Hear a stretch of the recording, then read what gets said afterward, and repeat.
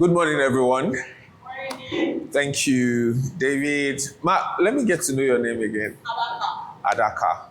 I'm Adebisi Peters, and please, first foremost, I don't want us to see this as the regular kind of what's it called, masterclass where you just come, listen, right? No, I want this to be impactful. I want you to leave here with something. So first on the list is I want to know you. Is the icebreaker we have now. I am Adebisi Peters. I don't know if you've checked. I don't know how to say things about myself. So all I know is I'm Adebisi Peters, a visual creative, part-time lecturer. I've worked in agencies, PR, communication consultancy, a freelance. Right now I'm back to freelancing and impacting, basically. So I want to know you. So in 3 sentences, you tell me who you are, what do you create, and what do you hope to gain today?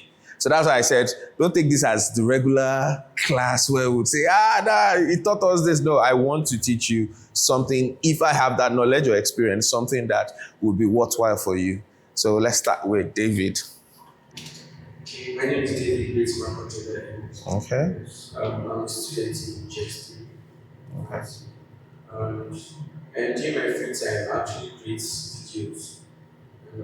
Yes, mostly TikTok videos. Awesome. So mobile content it is. So what kind of videos do you create basically? And what do you hope to gain with those videos that you create? For now, I've done into transition videos. Okay. And videos of me working out. Okay. So working out, let's regard that as lifestyle. Transition videos, are they fashion related or just you, yourself? Fashion. Fashion related. Okay, fashion lifestyle. All right, let's have Madam Adaka. Okay, you don't want to use the mic, so you can put it. Okay. What do I create? I would say basically skills, like I take pictures and then I document more of conferences and seminars. Awesome. So, and then I also ventured into sports, just to create and safeguard those moments. What do I hope to gain? I hope to gain more insight. Okay. And also get to interact with the experts. I'm not an expert. So the thing about learning curve, especially as a creative, it's a journey. It's not a destination. There's no, when you think you've known it up to this, look at what's happening right now with AI, especially the new set of AIs that we have recently. So when you think you know it, something else comes. So it's a journey. So let me meet you, sir. Who are you? What do you create and what do you hope to gain? Who am I? I am. Yeah. My name is Chima. Yeah. What do I create? Come on out top. Awesome. Yeah. And come on, it's great. No, what do you hope to gain at the end of today? Okay, I hope to get whatever you want to do. I want to give you what you need. I'm willing to. I'm very much. And that's why I want to know what you need. What do you think you need in the creative sphere? Like, what do you think you need? The requisite knowledge I need for a safe landing. Safe landing, Because, okay. if I would say just floating, I'm going to landing.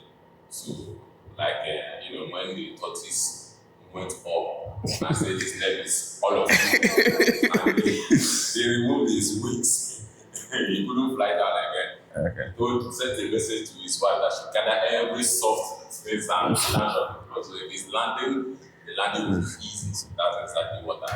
All right. So soft landing position, and it is.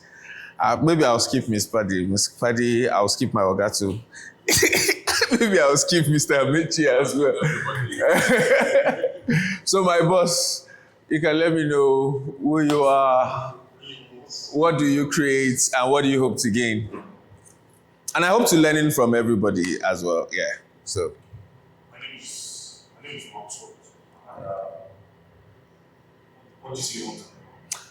What do you create and what do you hope to gain today? Yeah, I create time, I create videos, So what kind of videos basically? behind the scenes. Okay, BTS. Yeah. And how sustainable is that as a creative? It's like it's a sector that in the video editing space, I feel it's a sector that has not really been tapped or has not been explored. So I really want to explore behind the scenes sector video space. Okay, Because awesome. no matter the sector, always behind the scenes. Yeah, why I actually asked that question of how sustainable it is because most people, I would literally tell you that most DOP on film sets started out, most of them, not all of them, doing BTS. I don't know if you know Director Pink, she does BTS then, even on some of the sets that I've worked on and all. But the thing there is most times, we hardly have, especially in this fair, in this space, we hardly have people who would say, okay, they are behind the scenes storytellers. Most people just use behind the scene as a step to moving forward. That's why I asked you how sustainable, is that where you want to be? Because that would be an awesome niche if that's where you want to be. And we'll talk about positioning and all of that also. Because some people just feel like, maybe the role isn't that. It's just like a driver and a conductor. They both play different roles. Without the conductor, the driver will have some issues. Without the driver, the conductor too will have some issues. So they both go hand in hand. And it's all about knowing this. So this part, I just added mobile content creation hacks, creative branding tips. So this is what we'll be talking about today. Mobile content creation hacks, creative branding tips, portfolio review and positioning. So I'm going to check some of your pages. I told myself, I said, if we are less than 10, I'll take time to check some of your pages. And one thing most people miss is it's not about the hundreds or the thousands of followers. Sometimes it's just how you place your content, how you position them, and what do you do with your contents? How much more do you put it out there? So let me ask this first question. How many people has promoted any of your content before? Promoted any of your content before? Have you? Have you promoted any of your content before? Yeah. Awesome. And what was the conversion? Well, I have promoted content on one the event this year. So I mean for your BTS. Yeah. So that's what we'll talk because if that's the niche you want to do. So have you run content, Mr. Amechi? You've run promotion, awesome. And how was the conversion? Yeah.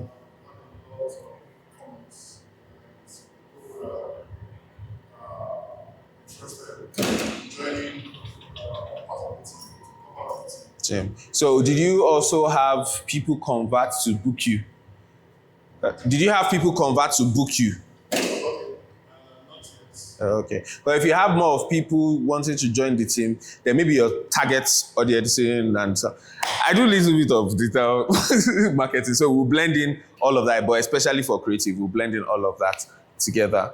So storytelling for impact and networking and opportunities. We're networking and we'll discuss the opportunities abound. So I don't know if you need this, but I just put it in part of the things I want to discuss. I feel it's only David here that might need one or two of them. But why I actually put mobile content creation hacks is because, I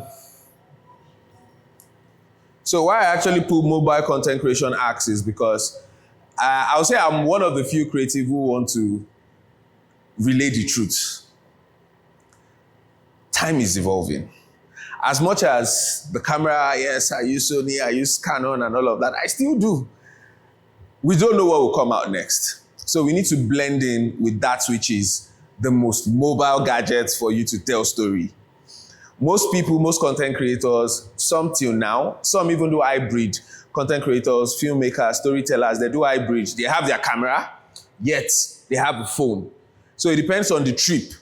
It depends on the occasion. It depends on the location. Either there's access to camera or phone. There are even some places that you want to document and they'll tell you there's no access for you to bring in a camera actually. And all you have is your phone. So that is why I blend in this in anything I do, that mobile content creation hacks. And if you're someone that is already good behind the camera, you have little to worry about here. It's just transferring some of these things over to the phone. Because when you look at the engineering, when you look at the technology, all they are trying to do, even with our mobile phone, is try to embed the way camera works. And that's why you see the new age phones you have, they have like 2, 3 lenses, some 4 lenses. They're trying to give you options of detaching lens of camera. So one serves as the wide phone most times on most iPhone and Samsung serves as 12 mm. So you have the 35 mm, which is the 1.5. Then the 2, which also serves as portrait or cinematic, is the 50 mm literally. So they are just embedding what we have on a camera into a mobile phone. And looking at shooting with both, the only block there now is how to have effective feel, and you can control the lighting, the exposure triangle basically on the phone without using third-party apps. There are third-party apps. We're not promoting for brands. We have the Blackmagic. There are other third-party apps that you can use to control the exposure triangle, but they've not gotten a seamless. Once there's a seamless hack to bringing in exposure triangle into like an iPhone 15, 16, or Samsung S23, S24 upward, do not let me lie to you, there will be hardly need. That's if you're a good storyteller, for you to carry this around. Because with that, if I have enough space, I'm good. And the advantage it gives me is instead of bringing my laptop and start working on the go, I would work. I'm not saying camera doesn't have its place. No. I'm just saying we should just prepare. The same way some organizations didn't prepare for the new age technology, iOS and all of that, and Nokia is out. So we shouldn't be creatives that when that advancement comes in fully, then a lot of people will say, oh, they're out of their job. No, in fact, it should make your job easier. Now you can do more on the go, you can do more on that and all. I won't be surprised soon. We already there's a converter, but you need another converter to convert it to HDMI. Even for live streaming, you can connect a phone, but it's 2 converters, not direct. So once they get all of these hacks, you see people doing live streaming events, different, even churches using mobile phone, and everybody is good. All you just need is clarity. So how do we get clarity from your mobile phone? So first, I want someone to volunteer any of their mobile phone that you use to shoot content. I don't want to use mine. And most times when I say I don't like using mine, so you won't think maybe there's a tweak or maybe I've had a setting. So if you have, but let's state it first. It's not just about any mobile phone. Sometimes you might have to invest more into it, to look into a mobile phone that has maybe good camera features, especially for video or pictures. So just let's have anybody surrender their mobile phone.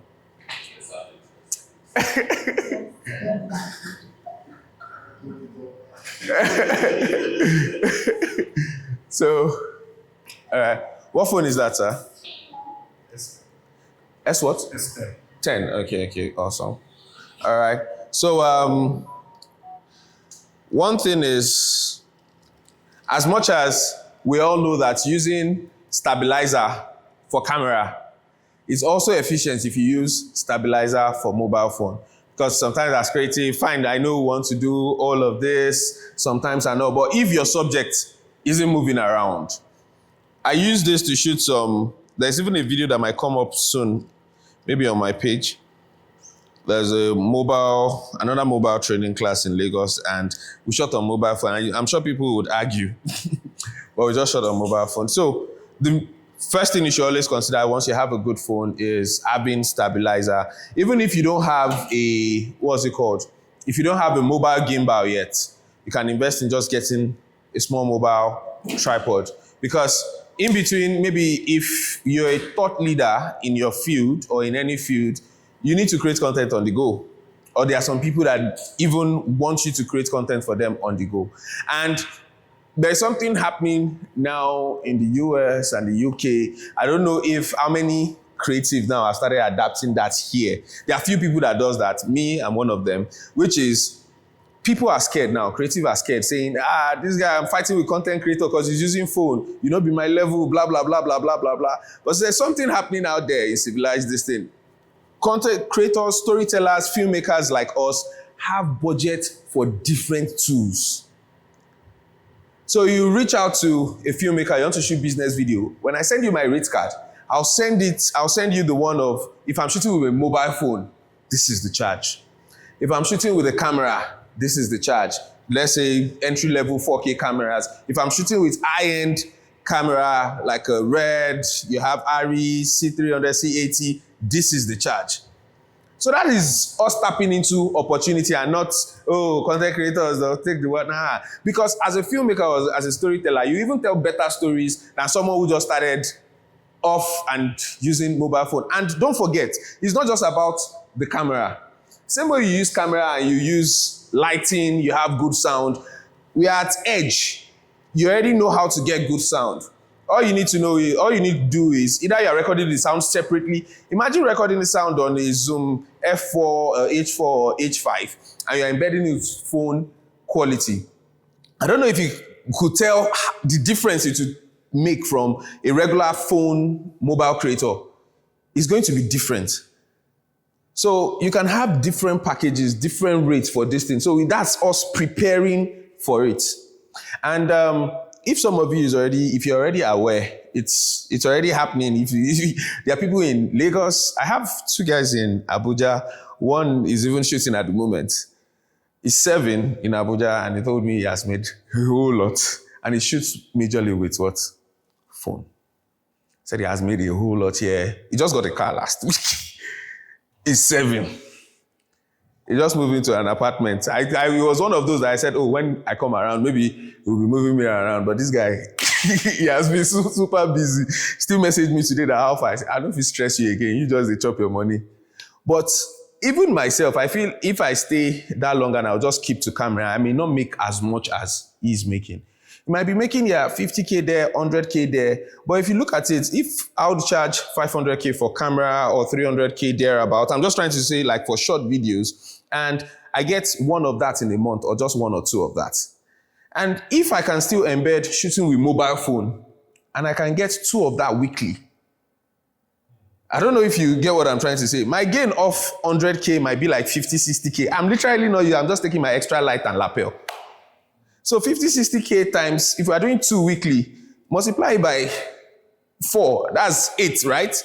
Compare it to the gain of you're just waiting for a 300K or 500K job that you might literally just get once in a month. So that doesn't push you out of using, camera. So that's why I said it's already happening in this event, because I have people too that I watch their YouTube videos, watch their Instagram, the same way you feel you're learning from me, you are learning from each other, I also learn from them. So I have my rates card, mobile phone, this is it. Entry-level 4K camera, this is it. High-end camera, this is it. But another thing about rates card as creative is, do not fall into this plug. Because people are online, I wanted to say we should put this out but since people, I hope they're all learning online. So how do you charge as creative? Let me go in there. I'm trying to mix in a whole lot of things at the same time. So how do you charge as creative? So how do you charge, Madam Adaka? Yes. So how do you charge as a creative? Yes, you are. It depends on what I'm shooting. Okay. I don't charge based on the amount of hours to be interested. Okay. Like I said, depends on what I'm shooting. Okay. So why I asked that question is because, good afternoon, Ma. So why I asked that question is because as creative, we're always on the spot. Well, clients most likely put us on the spot when asking for, you charge my friend this amount, or you charge this company this amount. Why are you not charging me the same amount? So you can have a base rate card, but you should always notify your clients that it is subjectable to change, adjustment, pending on the brief. So when clients want to put you on spot, how much will you charge for this video? First thing I ask is, before I send the base rate card, and most times I don't even send the base rate card, is what's the brief of, because if we are doing a conference or a workshop and they need 2 cameras, it's different from 3 cameras. And 2, if, let's say, I don't know much about Abuja here, but I've been around in these few days. So if someone has a shoot in Maitama, it will most likely be different from what I'll charge the person that has a shoot in Guagalada or Yanya, the outskirts. Because you have to consider that. And please, as creative, most people ignore this. Do you consider your logistics, your feeding for the day when charging clients minus equipment? Hope you do that. Awesome. Hope you do that. No, please do. Because, see, there's this... because there's this point I just started taking account of jobs that I shoot and the money that comes in doing account finance just like 2 years ago. And I realized then that, oh, you can have this inflow in your account. And in the next 1 or 2 weeks, because money is coming in, but you're not looking at your day-to-day expenses. You're not looking at what it will cost you to run post-production for that job. If you're running post-production for a 1 hour job, full video, is different from you're running a post-production of 1 minute, 2 minutes. And there are some 1 minute, 2 minutes that requires more time than 1 hour. So all of that is the things you should always factor when charging. So you can just have a base rate card. So the tweak I use is my base rate card, even to me, it's very high. So when some clients will insist, send your base rate card, I'll send them that one. Then they'll be like, let's discuss. And I'll tell you, yes, so it's subject to you. So what is it like? So please, let's not ignore that. I see some debate online saying people go to events, blah, blah, no food, the cinematographer or blah, blah, blah. You're not, especially someone like you that does conference. Say you're not happy, I know. Me, I've charged. If I have a 5-man team, I'll put it, and I don't tell the client. I'll just write miscellaneous. Sometimes I write contingency. So what's contingency is just for unforeseen logistics. I just put everything together. That's just to be on the safe side. But when food comes, awesome. If it comes, it's complimentary. But if it doesn't, because I'm not paid to come and eat. So if it comes, they did that for their people or people that they're expecting. But if it comes, it's complimentary. It gives me more ginger. But regardless, I still need to do what is required of me. So when we're talking about, yes, please, ma'am. Actually says. No, you don't say it's for food. So what I write for myself is I write contingency. So contingency means unexpected distance. So I had both. So when the client said, oh, what contingency? I write logistics, welfare, I just put it. But instead of you highlighting logistics, welfare, they want to bargain, I just put it all together, contingency, because I'll consider your location, where I'm going to, the location picking, maybe if I want to take any staff to and fro. There's a base this thing, but I don't know much about Abuja. I've used some places to just say, oh, from here to here, this, that. So, yeah. I wanted to just ask why you not just put logistics and logistics. So clients are quite funny. They will start, this place, you can enter bus, or if you are mobile, 2K fuel, we'll just take you here. So to avoid all of those drama, I just put everything together as contingency. Because they'll start telling you, don't worry, from here, I can even pick you up. That's a lie. So they are just trying to bargain. So the camera tips, basically. So if you have a phone that has one camera, so I feel that means you are limited. If you have a phone that has 2 cameras, you can help unlock. So if you have a phone that has 2 cameras, that means one is most likely a prime lens and the other one is wide. Hope we all know what wide lens and prime lens is. So, or no, not really wide. Let's say telephoto, zoom lens, and prime lens. So the telephoto lenses or zoom lens are those that can change in range. Like this, you have a 28 to 70. And prime lenses are those lenses that just have one range. Okay? So, and hope you understand the millimeter and all of that thing. Like 24 to 70, you understand? So in basic, I'm just saying this for maybe people who are new to camera settings and all of that. So with most phones, you have 12 mm that comes with it as wide 12. So what that means is the camera or the lens is seen from 12 millimeter. Do you understand what I'm trying? So if you have a 50 mm, the camera or the lens is seen from 50 millimeters. So if you have a tape rule, from where I am now, let's say this is the camera, or from where this is, and you say 24 mm, that's from this point to 24 millimeter. That's where the camera will start seeing. That's why when you use wider lens, you see more, because most wider lenses are like 18, 15, so they are shorter ranges. That's just it. So, but when you have like a 100 millimeter, 200 millimeter, the camera or the lens starts seeing from 200 millimeter, just breaking it simple. So I'm sure your phone has locked again. Or if there's a way I can, sorry, I don't want to stress you. So may I ask, for those of you who don't use phone sometimes to shoot content, why don't you use phone, or what are the limitations you think you have with phone? Just basically the quality. The quality. So we'll talk about how to get good quality from phones. So any other? Maybe what limits you from using the phone? Most times where you are, you may not have enough light. Enough lighting. Okay. All right. So, sorry, please. Because I just don't want to talk about things that I'm just listening. I want to say things that I feel, because all of these topics are quite broad for us to talk about it the whole day itself. But let me hit on the things you need. So you said quality, right? And he said what? Lighting. So are there any other limitations, please? Sound. Any other limitation? Space. Space. Okay. All right. So let's pick this now. Okay. Before I even proceed, I brought some pens to share. Yeah, David. I hope we won't have more present. Hey, did I miss you? I didn't miss you, sir. Yes, ma'am. Thankfully. Oh, okay, I could share this. This one is new. Yeah, that one is old. So with him, yeah. That's the last set of what I just put. So we still talk about branding as a creative because all of this thing too is still part of it, branding as a creative. So now, yeah. So I want to go to your camera app here. So, and that's why I said I want us to use, what's it called, a random camera. So this has 1 point, this has, okay. So, so when people are talking, you have someone on the stage, like you have Pastor White talking, it's best you zoom into their medium or you use a telephoto lens because there's one thing wide lens does. So even if you have close access to the person and you're using a wide lens and you get so close to the person, it does not define the right shape of their head and body. So those are the limitations also that reflects to with mobile phone.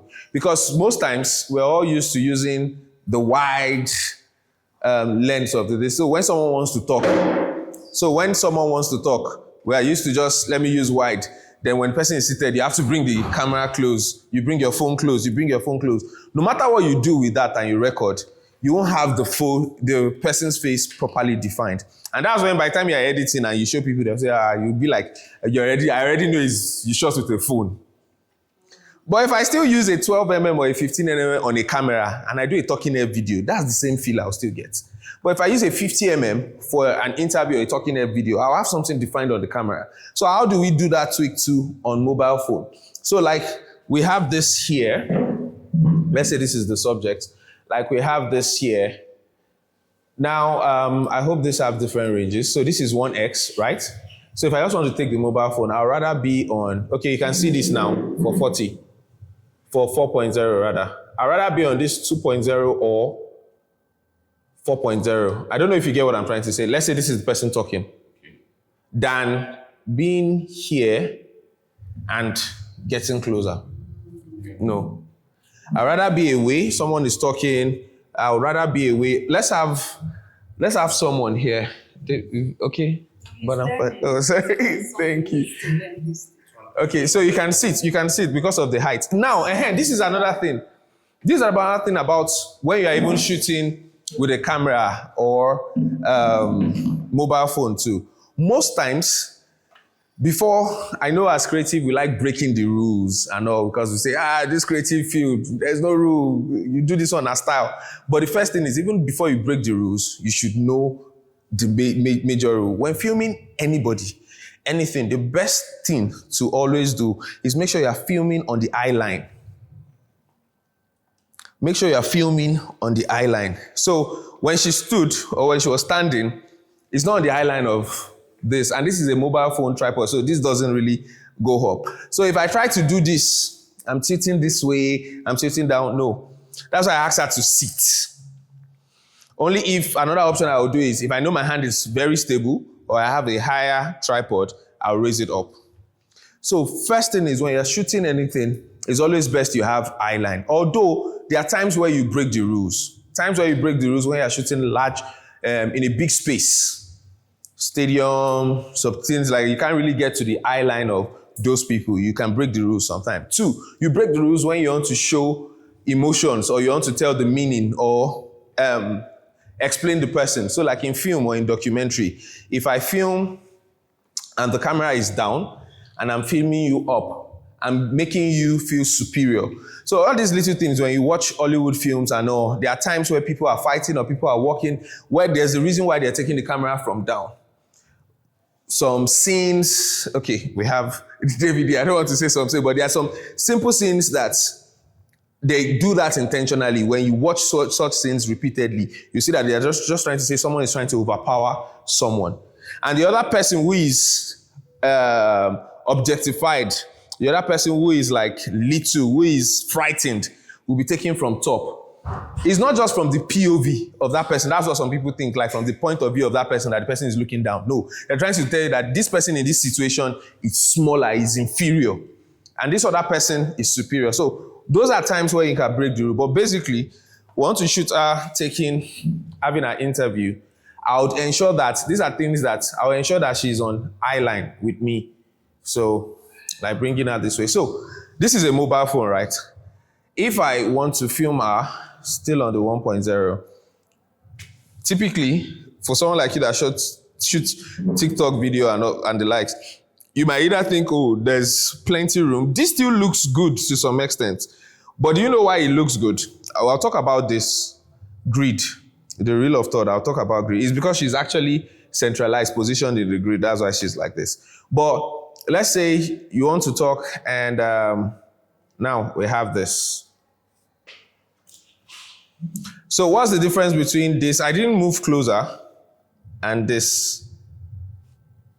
But that's because this has variation of lenses. So the first thing is when shooting a mobile phone, make sure you invest in a mobile phone that has like 2 to 3 lenses. That gives you option. One will be prime or zoom and the other is wide. So, and another thing about taking good shots with mobile phone is, not even mobile phone, even with camera, ensure that your subject is away from the background. It gives you depth, more depth. So we have her like this, right? So can I have you here, ma? I'm so sorry, ma. Okay. The phone itself has different capacity to have different lenses. Yes. So that's what they are doing with the advancement of technology. This now has 2 lenses, although it moves from like 2 to 3 variations. So they've embedded it here. So if you are with any other phone, who has any other phone here? Okay. So if you're with any other phone, okay, this has 1 lens. So most 1 lens phone is 12 mm. So you have this, let me show, okay, this has 3. So, I'm not a young man. But I know. So all of this, with the advancement of technology, that's what I mentioned earlier, that as much as we are shooting with camera, we still need to prepare for this because this is already here. So all they are trying to do with technology is embed this way we bring out, 4, 5 lenses, put it in a box, start changing. They are trying to bring that on these mobile phones. And that's why when you see the prototype of iPhone 17, S25, 26, you see like 4 cameras. All they are adding is cameras. Because they know you can buy this for 5 million, 6 million. You buy this for 6 million thereabouts, yes. But if they put the value of what you will get from this at 6 million, put it in a phone, and they sell it for 3 million, most people want to get it. So that's the whole...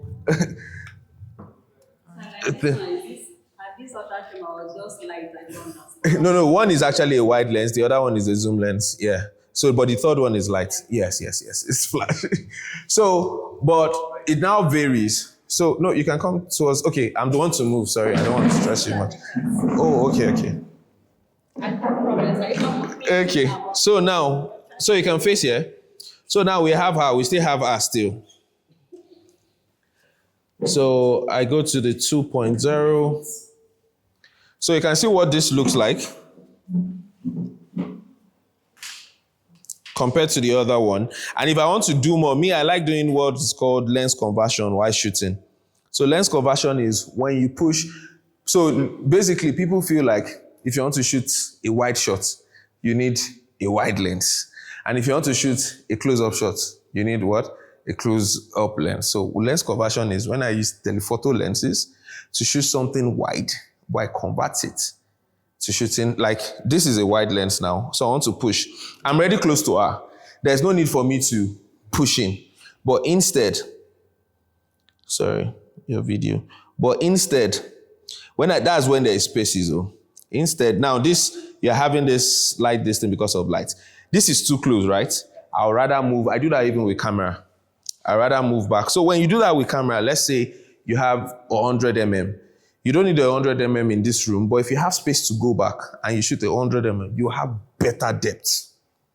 So even regardless of the aperture, you have better depth and you have a better defined face.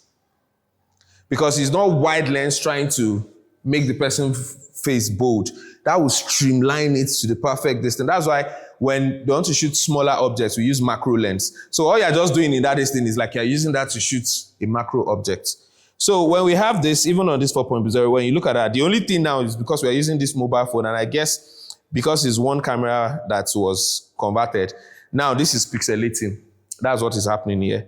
And that is where this thing comes in about lighting. So the thing about lighting when using mobile phone and sound is as simple as this. Because we feel we are shooting mobile phone with mobile phone, we think we don't need any other gear. But mobile phone is cheaper to this, right? But why do you still use lapel and carry extra light for this? And you don't want to carry for this one that is lesser. So now, once you shoot this now, the light is poor. All we just need is bring in light. Give her light like you're shooting with this. Because even as sophisticated as this is, you're still using light and sound and lapel. So even because it doesn't mean there's no magic there. If I put the mobile phone here and I'm filming you, I can't compare the sound I would get to when your mobile phone mic is here. Fine, it has technology and all of that, but the way our voice travels when we are talking, it travels this way. The way it travels, before it gets here, you can't compare it to when you put a mic that is here. I don't know if it's just like, oh, I'm shooting a mobile phone. Doesn't mean we should rely on the mobile phone light or the mobile phone mic. So, and thankfully, we have mics like this, all these new age mic. They both work for mobile phone. They have cable for, I guess I have the one for mine. The same way I'm using it for mobile phone. I can convert it and put it into a camera, that's the camera cable, and into a mobile phone. So do you see that these people are already telling us, just need to embed, you need to evolve. They're already telling us to evolve. Because if the new age microphone that costs 200K and up, they are coming prepared with camera cable, and they are coming also with phone cable. They are telling you that as a storyteller, you need to know how to shoot with both. That's what they are telling you without saying it. So that's another thing about lighting on a budget. Now, lighting on a budget, you maybe while starting out, not everybody has access to aperture lights like this and all. You might just start with some small lights. I don't know where, I know in Abuja there used to be one guy used in something, 70. I used to see his ad in Lagos. But I don't know how, maybe he's still in the market well. I know there's camera joints in Abuja. And in Lagos, we have, also in Lagos, they send also to Abuja, we have Samdek. So one light that, it's even on my page, did I post the review? No, I guess it was on Samdek. We did a workshop 2 weeks ago, and that light is just about 15K. It looks like a box, and you won't get it as super bright as this. But that was even the light I was waiting for, that my guy. But if it's here, I can always put it here. And it will give you that pixelating that we're having when we zoom. It will reduce it. So now this is the thing about quality. Going to the thing about quality. This is the thing about quality. Let's go back to I'm sorry I'm explaining this way. I just want us to all learn in this. I like teaching in the sense that you can defend it so that they won't say, this guy said rubbish. Let's go back to the genesis. What is capturing photography or videography? What is cinematography? What is photography basically? Let's just go back to the genesis. What do you think? No, please, let's be free. I want to learn. No, maybe what I know may be wrong, but I just want to know what you feel. What is photography, what is this? Is I want the response. I want to use that response to beat what is referred to as quality. From the primary definition, capturing image and moments. Okay, image and moment. Okay, another one. That's good. Awesome. Another one. Please, no. I feel you know it, maybe. I just tell me. We're all learning here. Capturing image and moment, awesome, it is, yes. But there is one basically in the genesis. All right.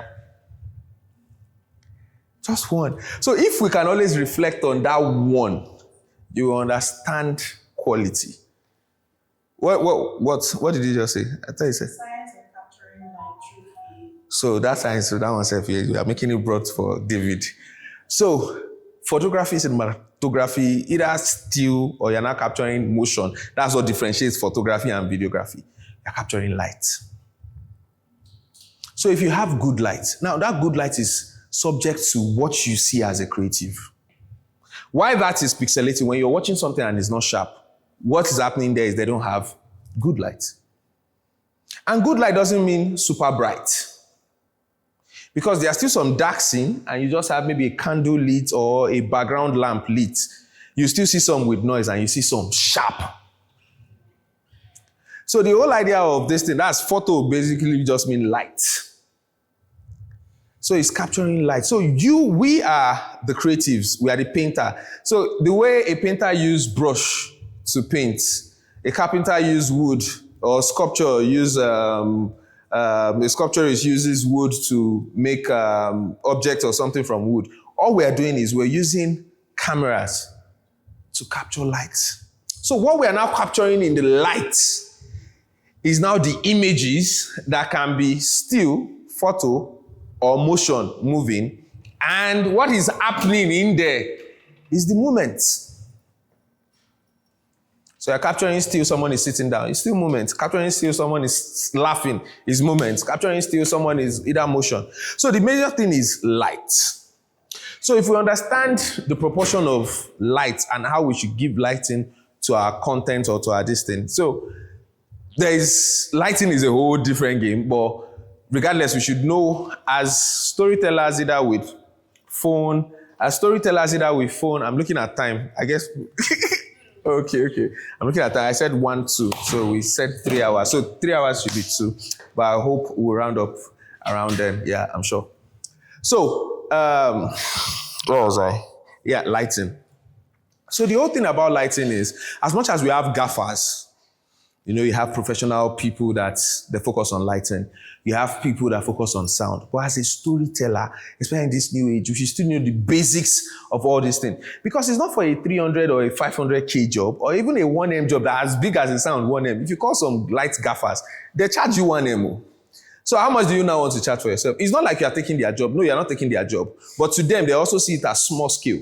So in that small scale, how do you fit in? You should know the basics. Like you shooting conference, and so sometimes I advise those guys, like, do you have someone providing light? I'm sure you have these issues because you have plenty light, but they are colored light that did not even reflect on the stage. You just see light, they've paid for light, and when you call the organizer, they say, we paid, this guy collected 2 million, 3 million. It's decorators that provided light. Phew, they have turned this thing like, and you. So all of this is, how do I curb it? When someone reaches out to me, and if it's the company organizing it, it makes it much more beautiful. So else the fact that you're calling me to capture, because in the client's head, they'll be like, oh, come on so day, just come and film. I say, no, okay, awesome. But wait, before so day, to make the job better, can you put us on a group? Can I be on your vendors group? I need to speak to you. Who is providing light? That's the thing I have, anytime I'm filming, conference or anything, even events, even wedding these days, I have 2 persons I want to meet. The light and sound. Those are the 2 persons I want to meet because I can shoot. I've even done it before. I've done it once before even this whole mobile phone thing, but that was because my second camera had issue. I shot an event with mobile phone, but what covered it up, the client did not notice it today, was because I had good sound recording. Because it's just like when we close our eyes, okay, why do we listen to radio and still get connected? If there's good audio, it still carries people on. But once there's bad audio, no matter how sharp your visuals is and all, it just takes the person off. So if you can now take good video and can now match it with good audio, there's no rocket science. Clients will come back to you.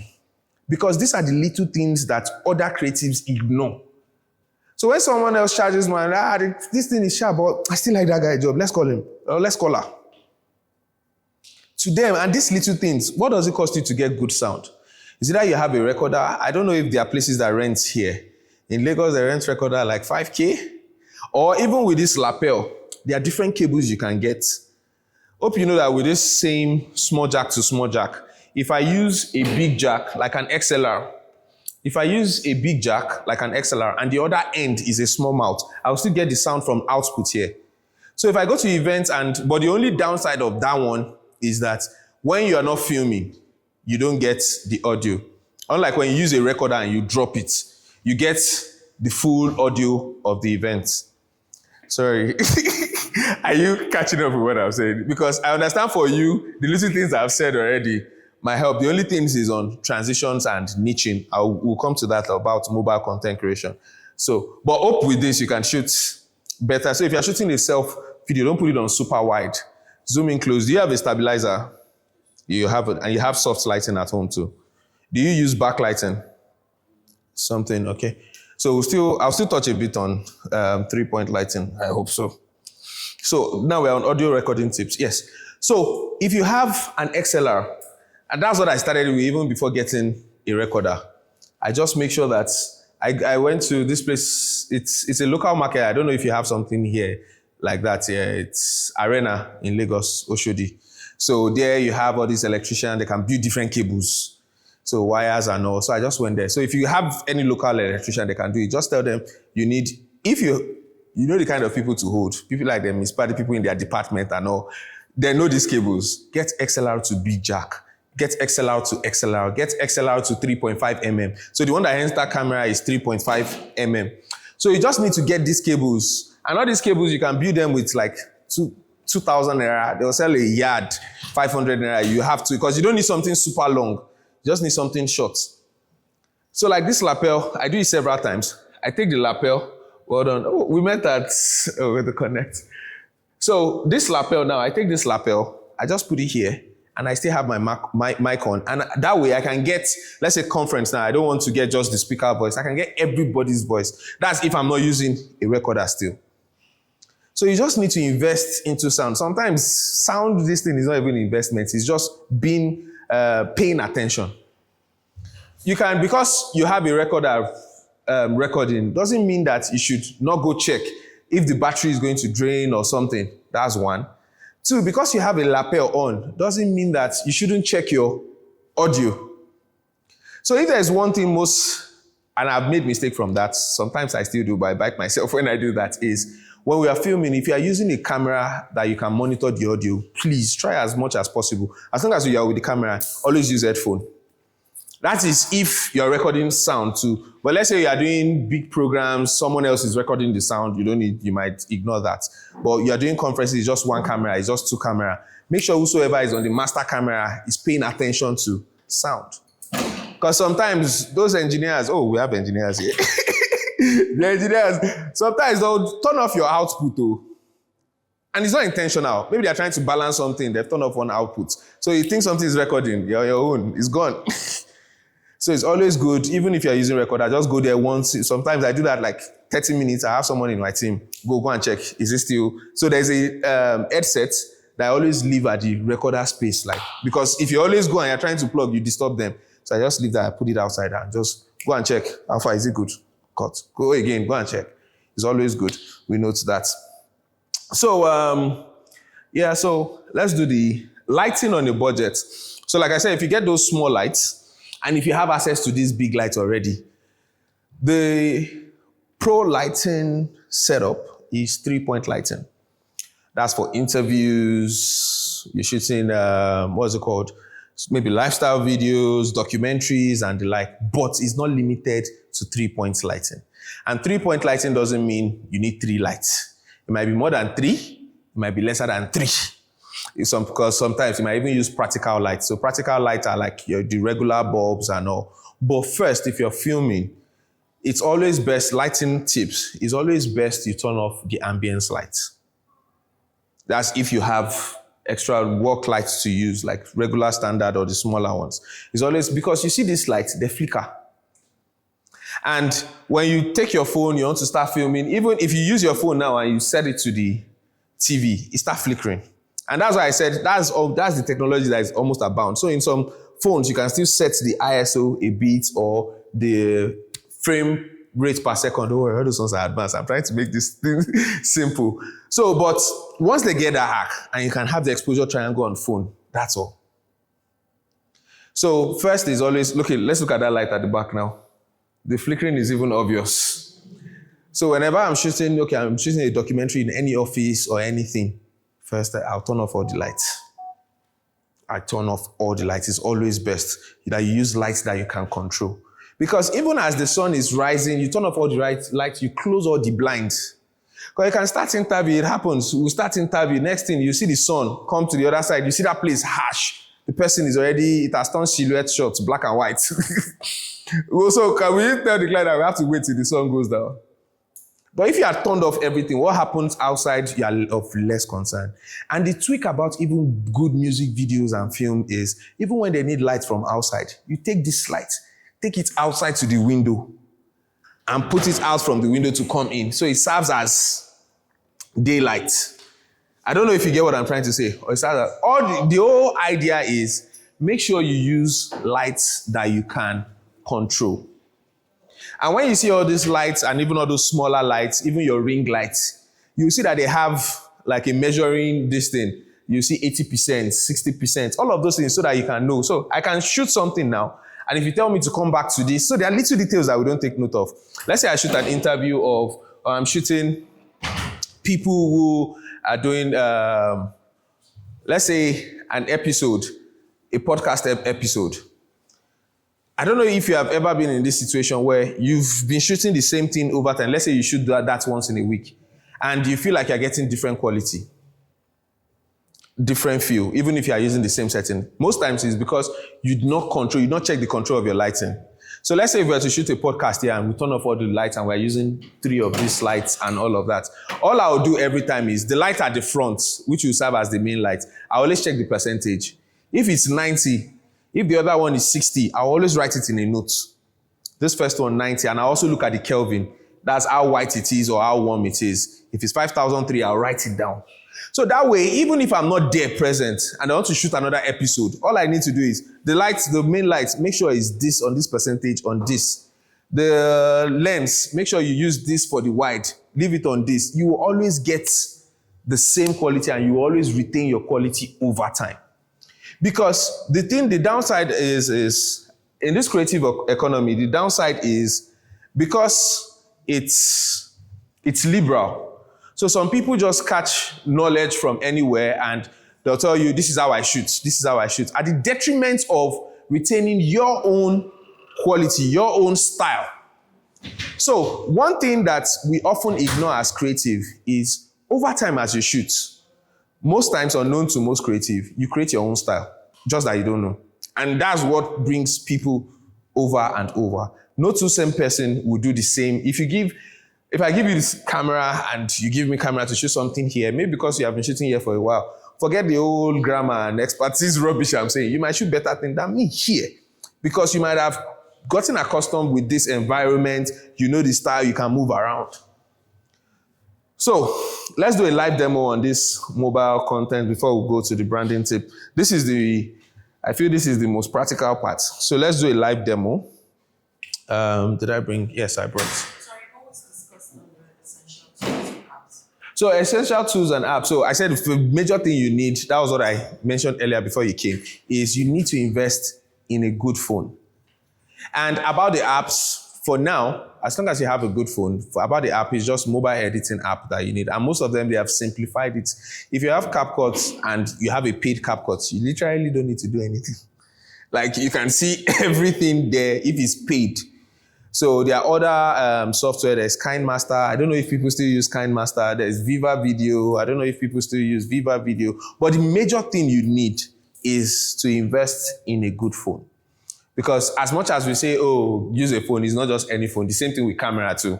It's not just any camera. You can't compare a 1200D to a C80 or C70, there's always difference. But you don't need the high end, the best of phone. But one tip I gave today is look out for phones that have 2 to 3 lenses, because it will save you a lot of stress when shooting. When you know, oh, you have one as your zoom or prime, and you have another one as your wide lens. So let's go into practical demo. This practical demo, we'll all use our phone. So I'll see, yeah. Okay. So,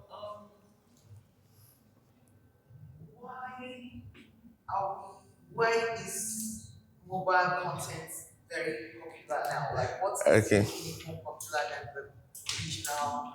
I know you said it's bulky, it's all those things, Yeah. but it seems to be. How I wish you were here earlier, because we have said that. Okay. So now that's why I mentioned that I would love to relate the real truth to us all. It's just like the way we didn't see robots evolving. Now you have robots that can clean your houses and all. So that age and time is coming now where it's not like you are ditching this for this. But the time and age is coming now where they are going to embed all that this does into this. So when that time comes, as storytellers, as creative, where would we be? And I referenced that in Western countries now, it's already happening.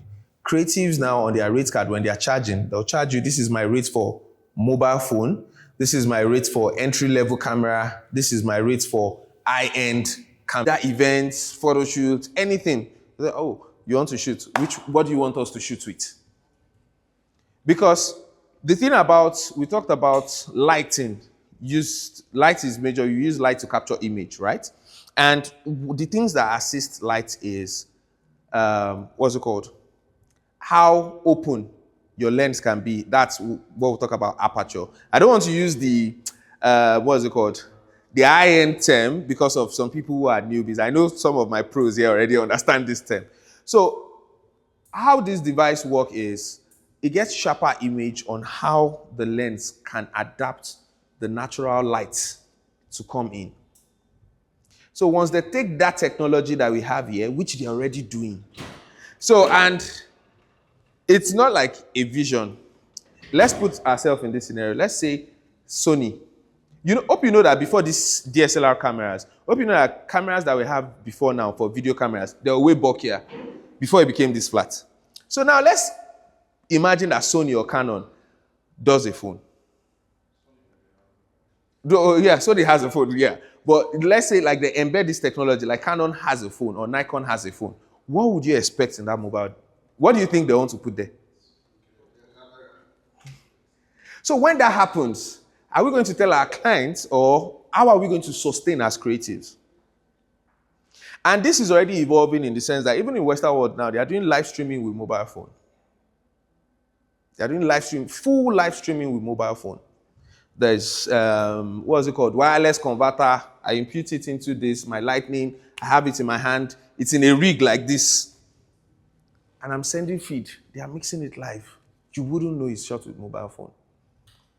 So I feel when we remove the limitation of we are using it to make calls, to chat and all, even what phone manufacturers are selling now for the past few years is camera. So, and that's why this is to position us that when it comes, which is already here, but when it fully comes, would we say we wouldn't sustain anymore? We are out of that. So there are places where you can't actually carry your camera to film. Not because of its band or something. They just want something lighter or the kind of guest there. They don't want it to be too obvious that you're shooting. The first time what made me get a very small mirrorless camera then before I started using phone, that was like a few years back. No, not few, about 4 or 5 years back when I was shooting in club. So I had like 3 clubs that I was shooting for, creating content and all of that. But it's a different feel there. So imagine a private gathering, not even a club. Imagine a private gathering, like those elite gathering like that. When you bring out phone, when you bring out a full bulky camera, they feel like you're eating into their privacy. They are aware of the documentation in most of these settings. Because even before you enter, you see you are being recorded, blah, blah, blah. There are some of all these brands, Smirnoff, Jameson, NSC, they do private gatherings. And people are aware that they will be documented, but they don't want, in fact, even with photography, they don't want to see flash. Because someone is talking and next thing flash comes on, the guy just forgets. It's just like, what's happening? Delete this video, blah, blah, blah. So it will even aid us telling more stories. But what we're now tweaking is, how do you get good quality from this that matches with this? And if you look at even streaming platform, Netflix now has the portrait this thing for content. YouTube transitioned a few years back into that. Camera now, as much as we shoot landscape, people shoot what? Portrait. Because we practically spend more time with our mobile phone. So this is like, and that's why it's regarded rather as the new media. This is our new TV and radio that we are carrying all around. So brands want to get to people. So to get to people, what would you use? You use what they spend more time to. So, and how would you create the content? Even high-end production now, clients will tell you, we also want portrait version. And most likely it's the portrait version that goes far. Than that other one that you're giving in the landscape, they just keep it in flash drive and they'll have it in their office. And landscape. So if I want to do that with camera, there's a tweak, which what we do is, but you have to use high-end camera. So let's say I'm using like this A7R4, I'll shoot 4K. And if I need slow-mo, but now it's not just about shooting 4K. Let me use this as a grid. So on your camera, you have what we call grid, rule of third. There's a thin line, it's like 9 boxes if you see it. So if let's say, okay, this is one part of the grid. This is another part of the grid, you have the middle. So if I'm shooting 4K and I know that I want to make it landscape and portrait, I'll make sure that the subject always, they're in this middle. Because when I'll convert it to portrait, that's the side that will come out as portrait. The downside is that it gives a lot of negative and empty space for landscape. But if you don't want to do that, what I have now, and which is what some of you can do now for packages, if the client is willing to pay more, you have a wedding. Most of all those portraits is just moments, small. You have a wedding, you have a conference. You charge, basically putting your, you need a two camera or 3 camera. Then you have someone that will shoot portraits. Because I've told you the downside of this, there's a lot of negative space. And sometimes while shooting, you'll be too conscious of a whole lot of things that you might even forget some details. So you have someone that shoots portraits. This thing, I'm not saying like, that's what we should do. People are already doing it. So the thing about clients is, most times they don't understand this. You have to just find a way that they don't know. Not like they don't know. Well, when you now provide it to them, they are always much more happier. Oh, you did portraits. And that you are not even contending with content creators that are shooting on reels and on the go. No. But what you are doing is, if you know how to shoot right, which is the things we are discussing, your quality will still beat that. But like I said, what if they embed all of this into this? Where would we be? I don't know if you get what I'm trying to say.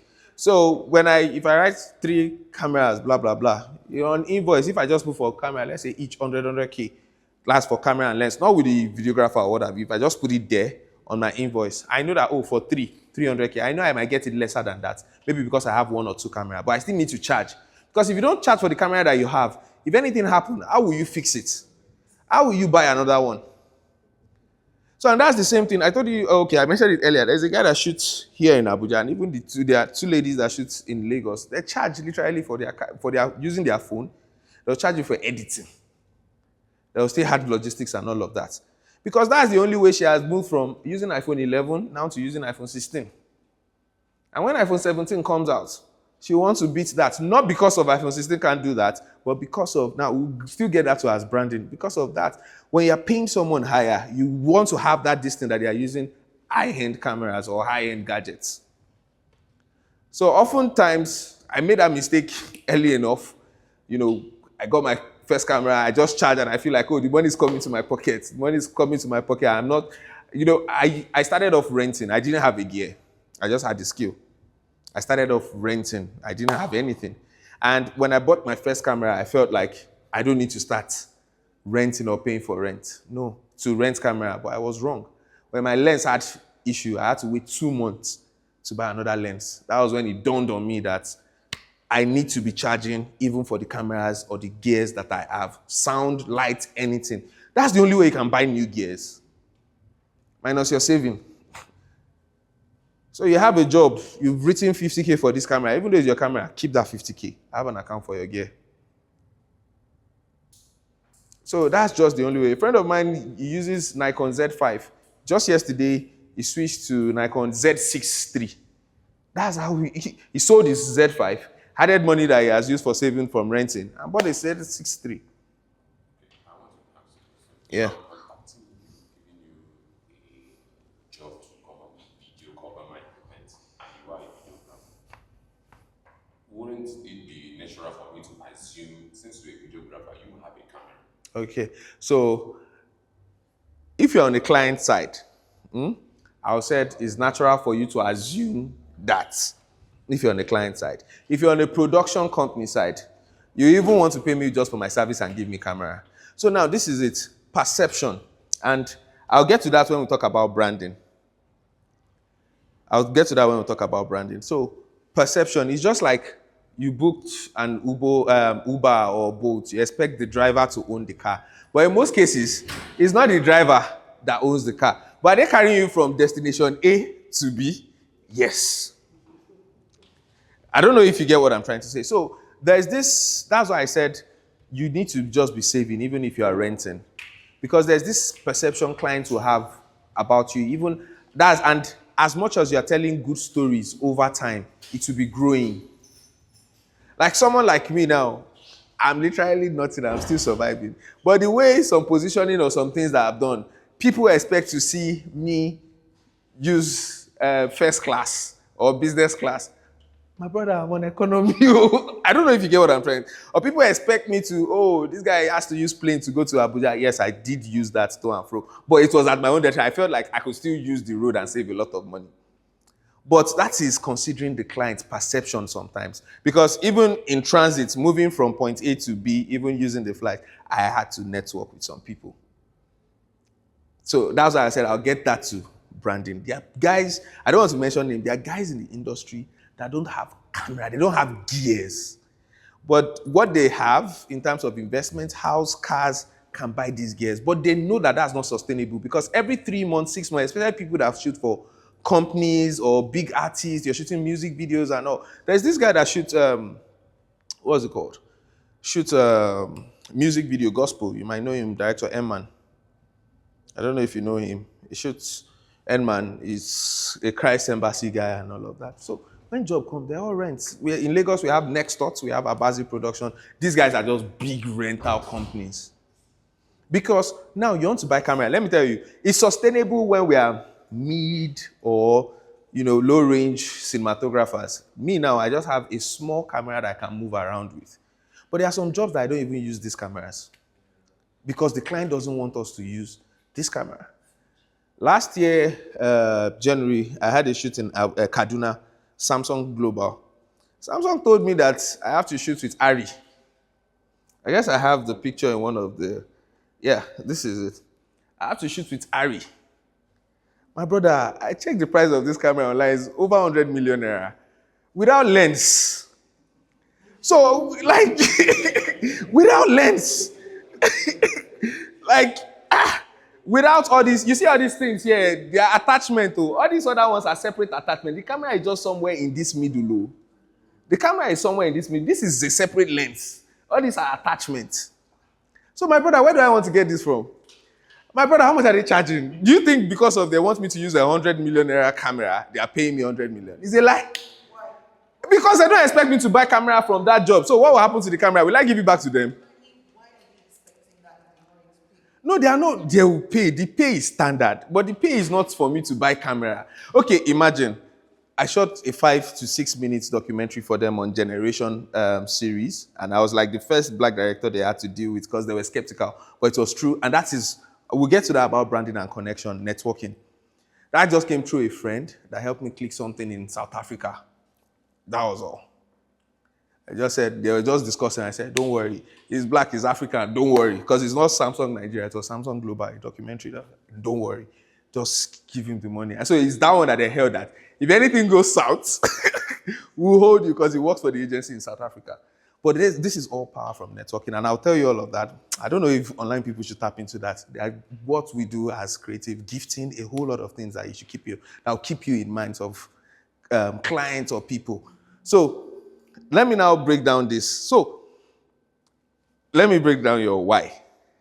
A client wants to shoot, if you're a big company, you want to shoot a 5-minute documentary right here. How much do you think is a big standard production? How much do you think they are willing? I want to break down your why. So, Samsung, yeah, Samsung. Samsung Global. you're looking at between 20 to 50 million. Thank you. So, are you of that opinion? So, but can 20 to 15 million buy this camera? And how often do you think I'll be having jobs like that? So if I even want to say, oh, maybe I have a brother in Bank of Industry and I have this job and he wants to win me or I want to win them over. If I get that, I haven't gotten that kind of gig that requires me to use the ARRI anymore.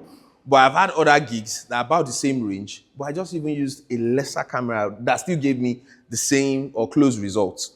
And I saved more. So now, let's say I have a C300 that costs 8 million naira.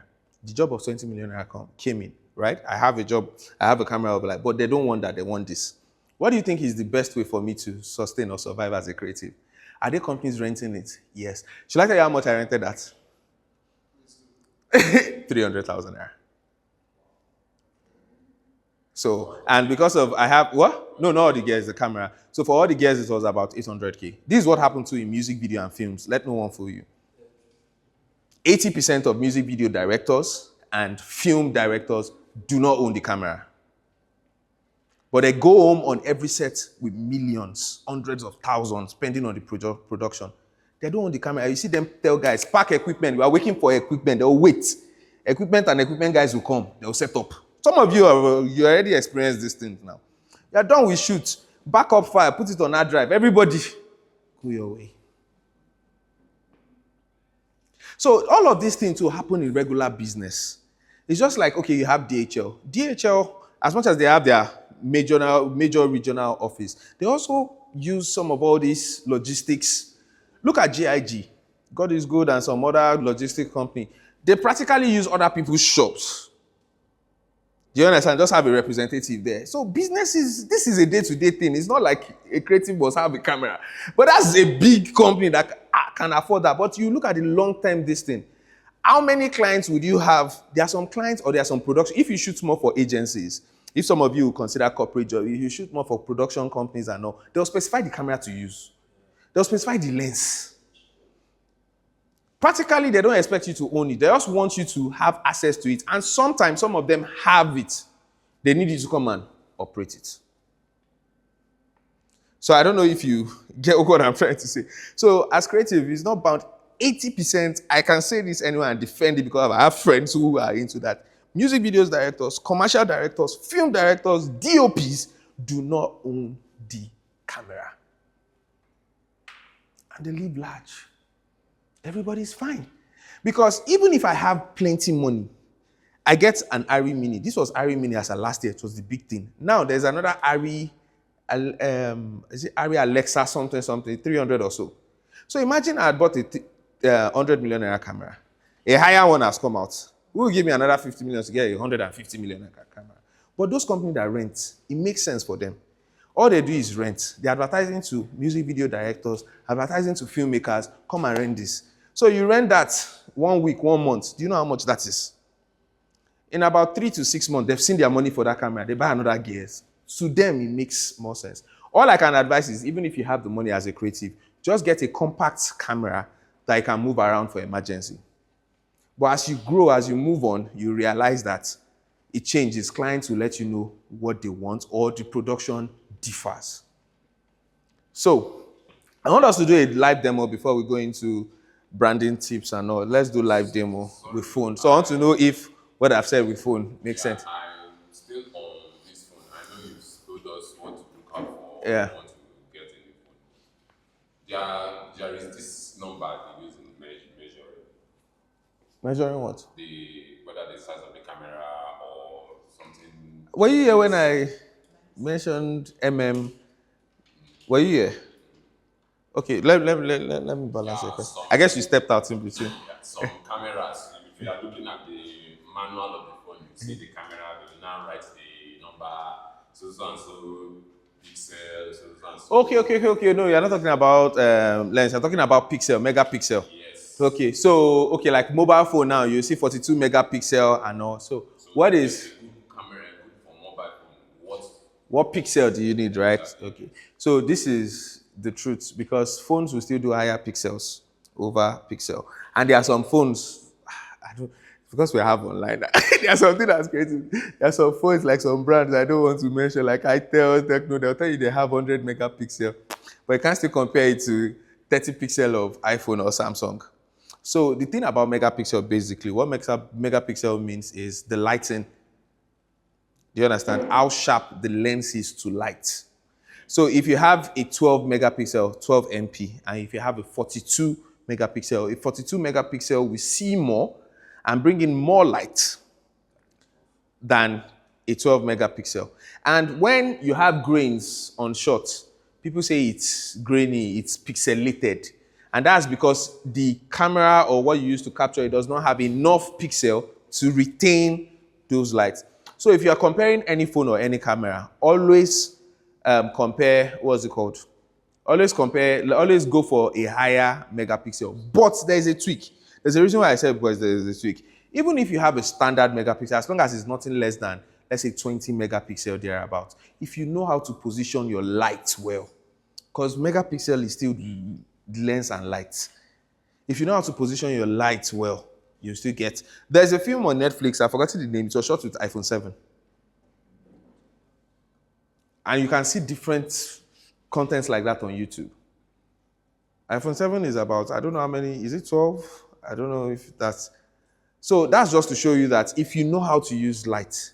And the best place, if you are limited with resources, the best place to shoot good content with limited resources is where? Outdoor with the sun. So if people shoot outdoor and they are still having grains, tell that person, come.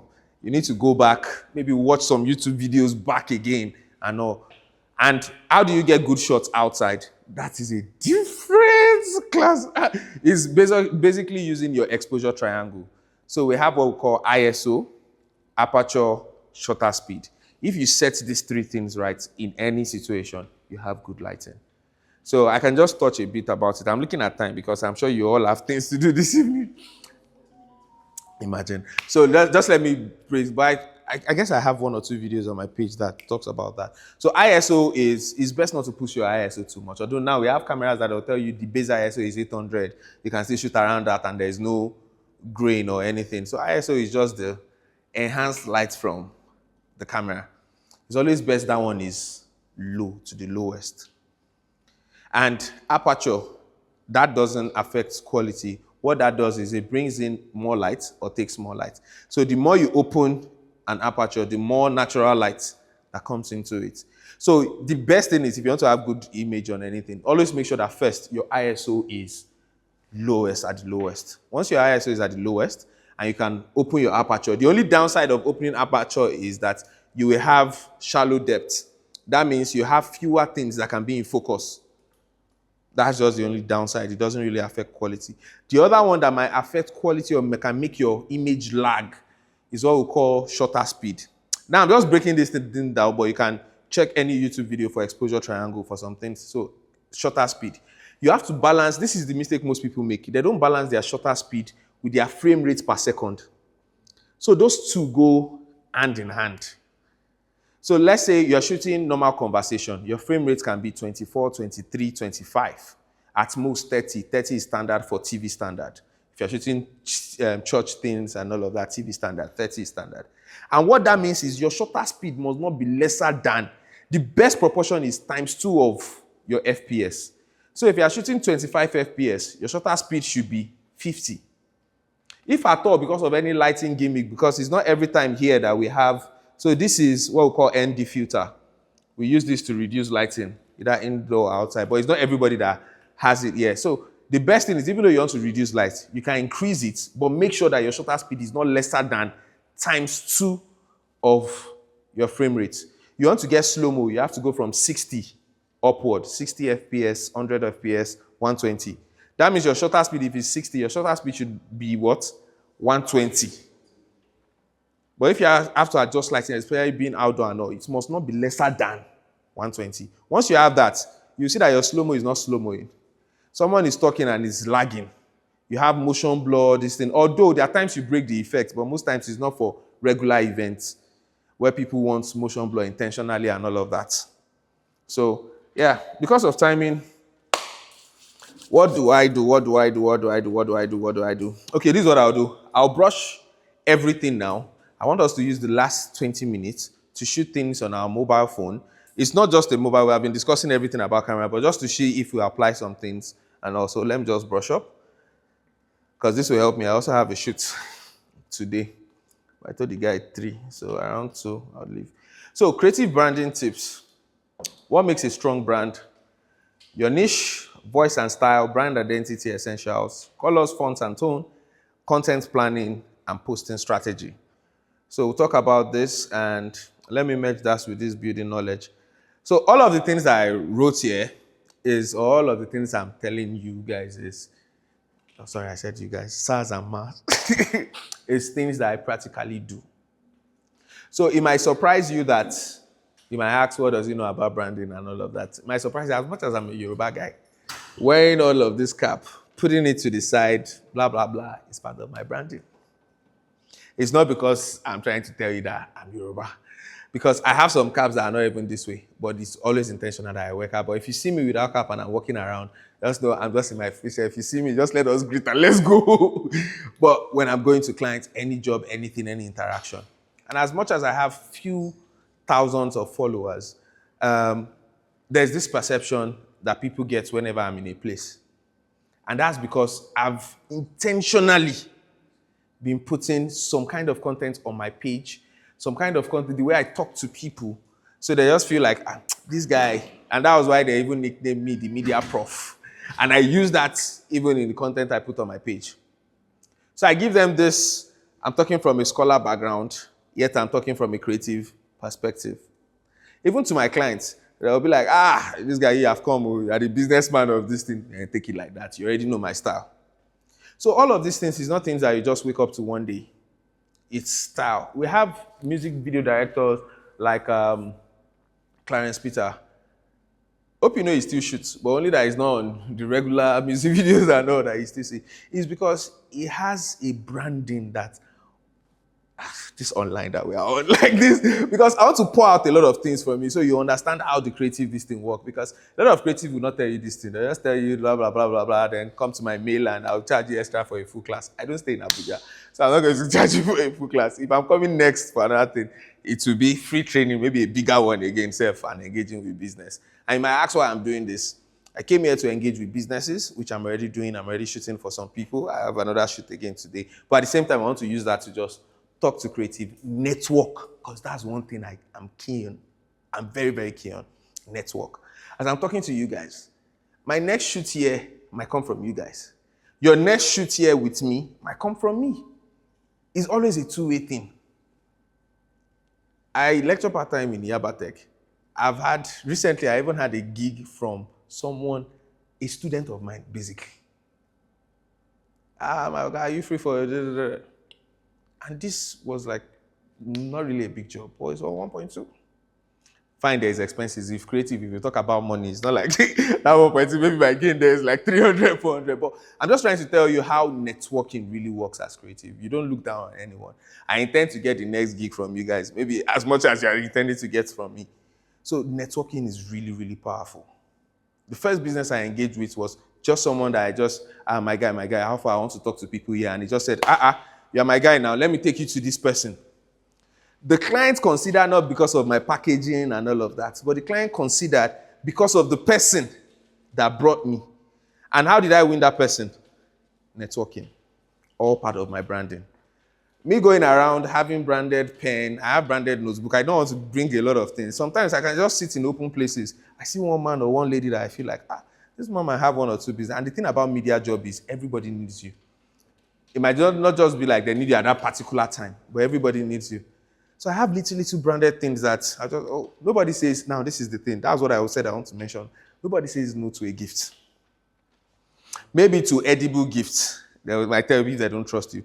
But you see things like this, that's what I used to really hurt. So you give people card, why would they collect your card? Sometimes I have notepads, smaller notepads. Sometimes I have pens. And I'll just be in a place and I just see one or two, can I borrow your pen? I brought out my branded pen. I'm not collecting it back. I say, thank you. You can have it. I say, no. And not everybody converts. There are a few people that will call, I just saw your Disney. I checked your website. Website branding. If you have the money, please do. And there are little packages for website I feel you can do these days. Even Wix. My first website, I built it on Wix and I converted the domain and paid it for a year. But those things, I would say 4 international gigs that I've gotten, including that one of Samsung. Now this is the one thing about international clients. I'm sorry to say, I'm sorry to use this word. They don't care about your Instagram. They don't care about your Instagram. I've done little gigs for international clients. What they want to see is your portfolio. When they ask you for your portfolio, guess what they're asking? Your website. They want to see everything on your website. If you check some top creatives abroad and all, they are less concerned with Instagram. They rather do YouTube to monetize and to make their faces popular. A developed, or I don't want to use the word a white guy also, because it can also be a black guy on the other end. What they're expecting, if you can have a website, literally what it means. So not your plenty followers on Instagram, because Instagram is what? Instagram is what? What? Free. You are trying to get what from clients?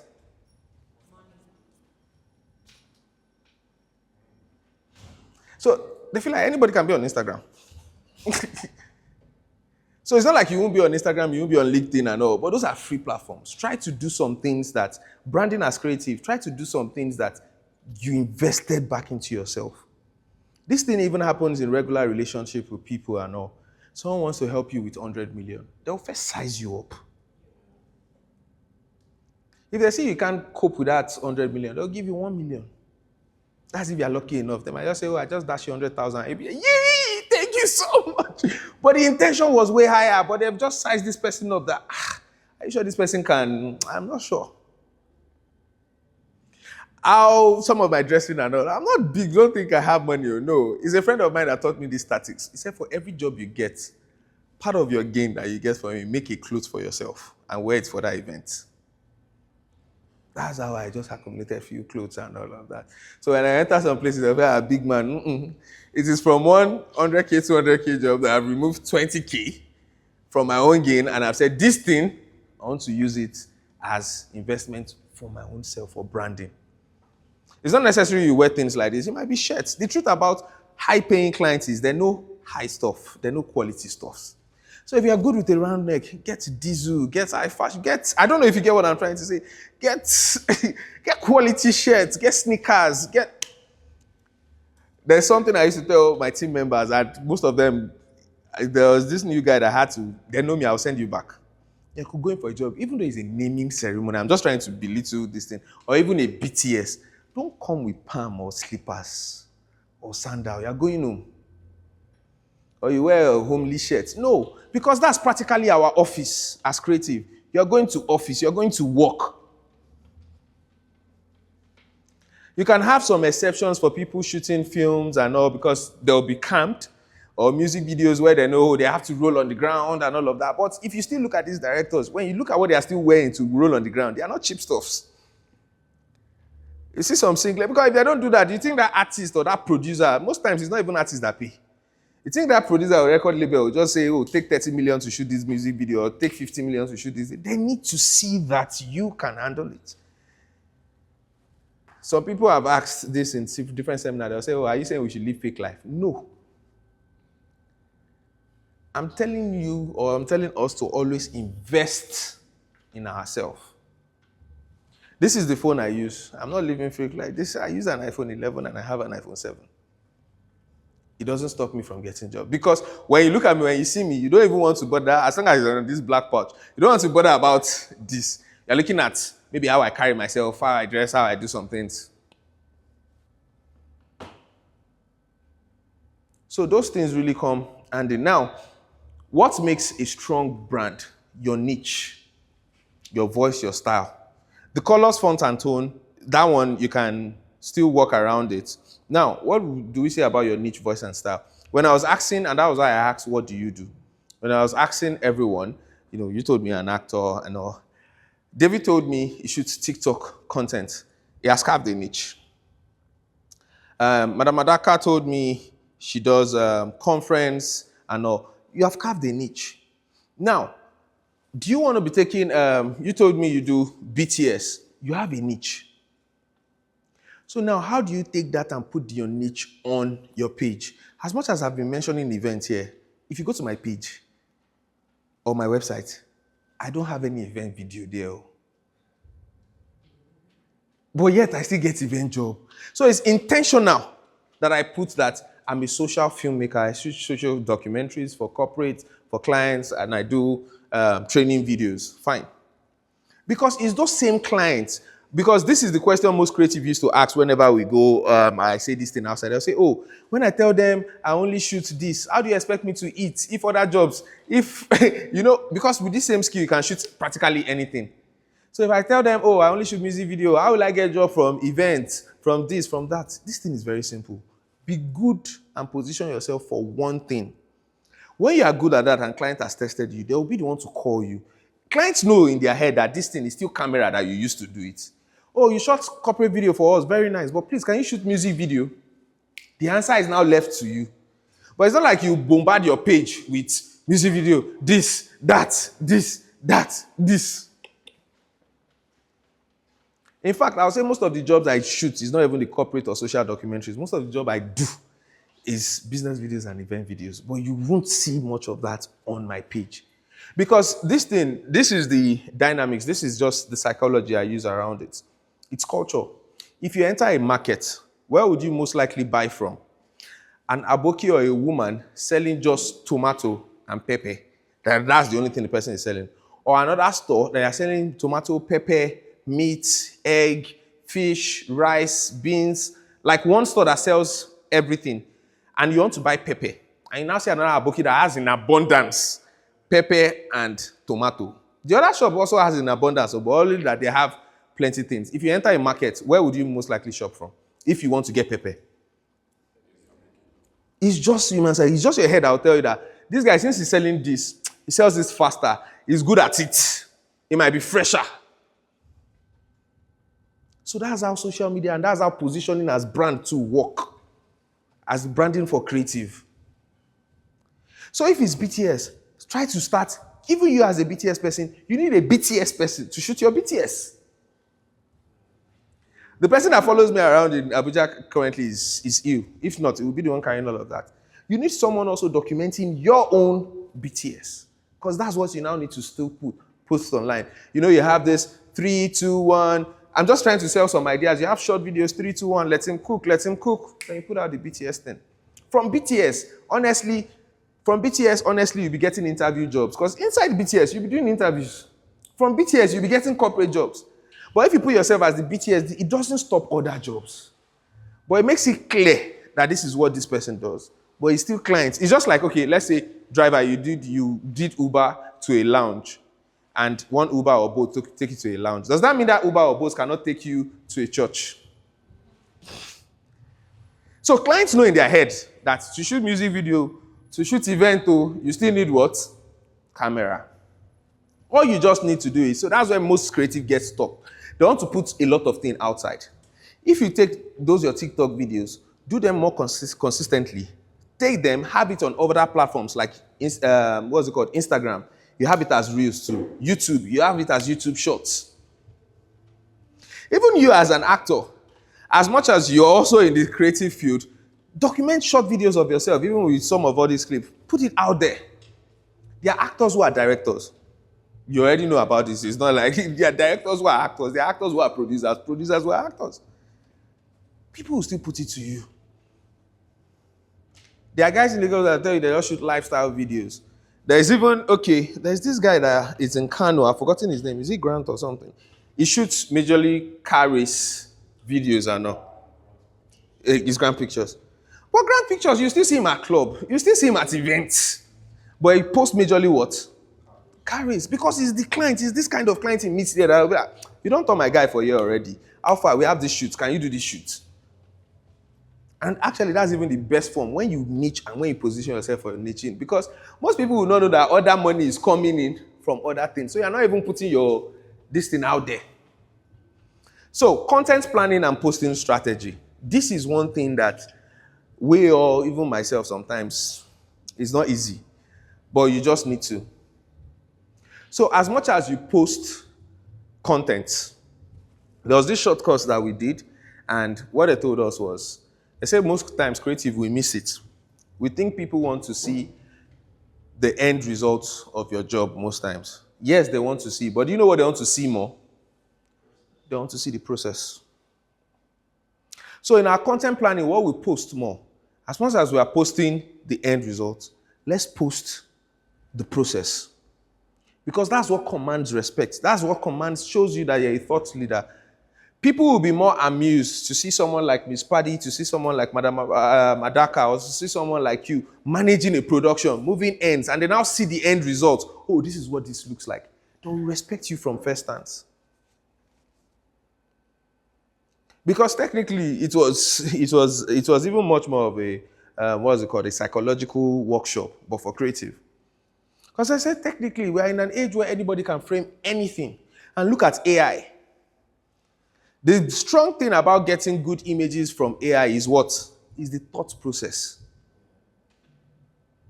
It's the thought process that will lead you to engineering good prompts. People want to see process. As creative, we think it's about the end result. Yes, fine. But you still need to put the process. You need to document your process. And if you can, another thing you should have as a creative is proving yourself as a thought leader. So what as a thought leader? That you know what you're doing. So I want to see someone like you saying tips for shooting better BTS videos. I want to see someone like Adaka saying tips for getting good videos at your conference or workshop. 1, relate with your sound guys. Discuss with the lighting guys ahead. Now, as creatives, most people used to think, oh, all these things, you are dishing information outside for other creatives to be better than you. No, you're making clients know that you know your onion. That's true. Everything that has a good side has a downside. And that's why I never started with media consultancy or training. It was me putting myself as a thought leader. So people just go, say, we need you to do this, do this. I don't carry camera to some events. I'll just say, okay, you guys do this, do this, do this. I have 2 cameras here, I have 3 cameras here. Then that's how I ventured into media consultancy. Oh, want to set up this in our church, want to set up this in our company. We need some cameras or equipment in our company. That's because I've been putting out tips out there. So everybody, according to your style, it doesn't make us competitors. You're shooting BTS, you're shooting conferences, look at tips and tricks. Like now, if you see some of this leading creative, you will notice that these are the things that they are doing. And that's why you keep on following them. Because today, you see event video or one video. Tomorrow, you see, but today, you see Adaka in this form. She's holding camera, she's sweating. She tells you how the day started, how it ended. Tomorrow, you see, the end result of what she posted. Next tomorrow, you see her talking about tips. You want to check again because you know you have variation of different content that someone. You see Mr. Mechi putting editing tips. Next thing, you see him the end result of that editing tips.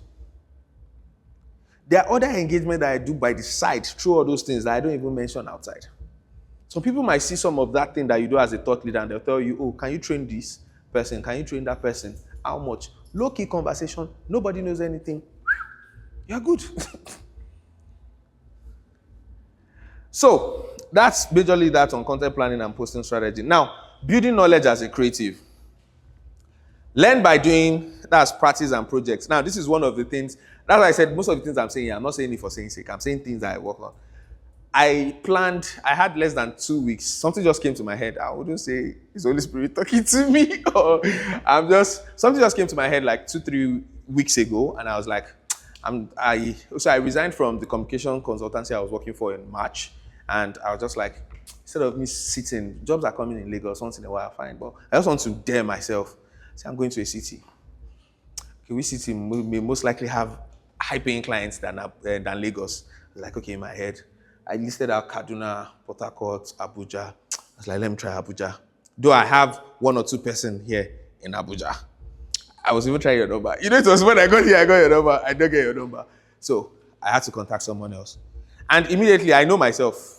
I don't know if most creatives are like that. I procrastinate. So I was just like, So I was just like, I'm doing this. And I don't care. I want to take that leap. And immediately I said that, I called the guy that used to help me book tickets, because using all those tickets, this thing, it's always cheaper sometimes. They know the route, how they do this thing.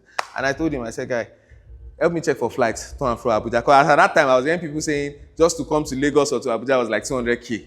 I said, hey, this is 2-3. That was 3 weeks before 18th. I said, help me check. He just quickly check. He said, okay, if I could use Aero Contractor, or if I can pay within that day I called him, and next day I'll get my to and fro about 250. Guess what? Cash I had then, money was outside, clients owing. Cash I had then was about 300 and something K. Like cash I had to dispense to do anything. And I just said, okay, I'm sending it to you now. Please call me to send it to you now. I don't know what I was doing. But I'm trying to tell you how I just work all of this. I don't know what I was doing. And I sent it to him. He cannot refund again. I know that's gone. It's now left to me. How will this guy survive in Abuja? And I have to tell my family, please, I'm sorry. They say, why this? That? If I stay at home, you see people too that will still tax me for money. So let me just go outside and come back. And within then, I reached out to different blogs. I had the strategy. I reached out to different blogs that, okay, in Abuja, I shortlisted some names, Waka Waka, Neka, Inena, See Abuja, a lot of them that I'm coming to Abuja, I want to do a promo and all. When I saw their rates card, my body calmed down. I was like, with this flight fee, you guys are saying 300K, 500K, my body just calmed down, like, no. And what did I just do? I just told people that contacted here, guy, I'm coming here. Help me start looking for 1 or 2 persons. Then I shot video of myself. It's on my page. I'm coming to Abuja. Started sharing on WhatsApp, sharing on everything. I'm coming to Abuja. I'll book your this thing, blah, blah, blah. As at the time I came to Abuja on the 18th, I don't have anybody that has booked me.